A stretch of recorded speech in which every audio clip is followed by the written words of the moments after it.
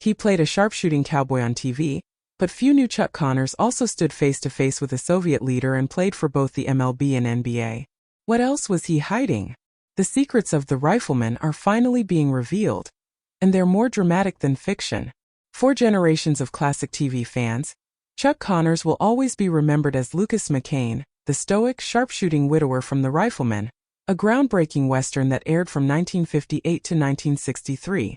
With his towering 6 feet 6 inches frame, rugged charm, and customized Winchester rifle, Connors became a symbol of American strength and morality. But behind the principled frontiersman audiences adored, Chuck Connors led a life full of surprises, achievements, and little-known secrets that are only now coming into the light. Born Kevin Joseph Aloysius Connors in Brooklyn in 1921, he grew up in a working-class Irish-American family during the Great Depression.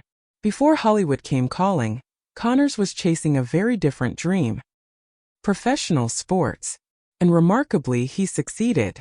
One of the biggest secrets of his legacy is that Connors was one of the rare individuals in history to play both Major League Baseball and professional basketball. He briefly suited up for the Brooklyn Dodgers and Chicago Cubs, and even played for the Boston Celtics in the 1940s, long before he ever wore cowboy boots on screen. It was his charisma and commanding presence as an athlete that opened the door to acting. After small film roles in the early 1950s, Connors landed the role that would define him: Lucas McCain.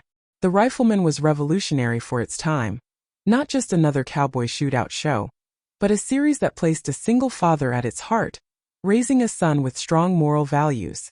Connors brought both strength and vulnerability to the role, and viewers connected deeply with the character's emotional core.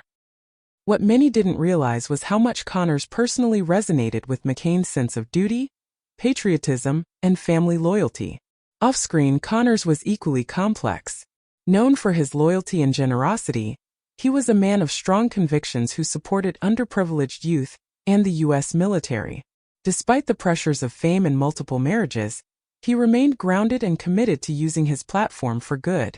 One of the most fascinating and least known chapters of his life came during the Cold War.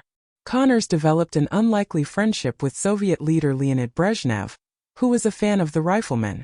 Their meetings, born out of mutual respect, became quiet symbols of diplomacy during a time of global tension. It was an ironic twist for a man best known for American frontier justice. Chuck Connors passed away in 1992, but his legacy remains vivid, not just as a cowboy on TV, but as a multi-sport athlete, patriot, and quiet cultural ambassador. As fans revisit The Rifleman, they now see a fuller picture of the man behind the rifle, one whose real-life story may have been even more compelling than the characters he portrayed.